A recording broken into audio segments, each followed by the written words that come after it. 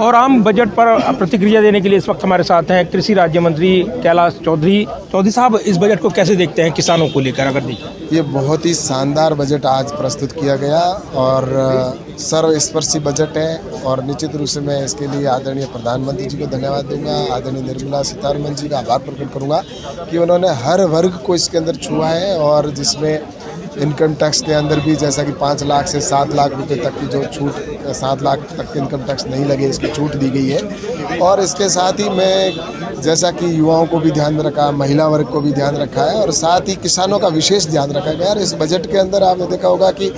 जो बात हुई बजट में उसमें लगभग 20 से 25% बात किसानों पर ही की गई थी, तो जिसमें किसान आने वाले वक्त के अंदर नेचुरल फार्मिंग की ओर जाए, नेचुरल फार्मिंग को बढ़ावा देना और ऑर्गेनिक फार्मिंग को बढ़ावा देना और बैलेंस फर्टिलाइज़र का उपयोग हो, गोबरधन स्कीम के माध्यम से गाँव तक ये सारा किसानों को लाभ मिले। और जैसा कि रिसर्च के अंदर भी ICAR का भी बजट बढ़ाया गया है,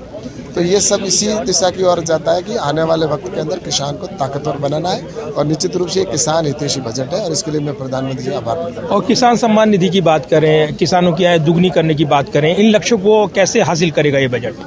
किसानों के लिए सम्मान निधि की योजना प्रारंभ ही आदरणीय प्रधानमंत्री नरेंद्र मोदी जी ने की थी और किसान सम्मान निधि की कभी किसान ने बात भी नहीं की थी, लेकिन आज़ादी के 70 साल तक जिन्होंने शासन किया उन्होंने कभी किसान सम्मान निधि नहीं दी, लेकिन प्रधानमंत्री जी ने स्कीम प्रारंभ की और आज उसका किसान लाभ ले रहे हैं। 2-2 हज़ार रुपये किसान के अकाउंट में हर 4 महीने में जाते हैं और निश्चित रूप से इससे इनकम बढ़ने में उनका सपोर्ट मिलता है। और जैसा कि इनकम बढ़ाना है तो उसके लिए सरकार ने चाहे FPO बनाने की योजना हो या एग्रीकल्चर इंफ्रास्ट्रक्चर फंड का प्रावधान हो या MSP को लागत से 1.5 गुना करने का विषय हो, ये सारे काम हुए और उसकी वजह से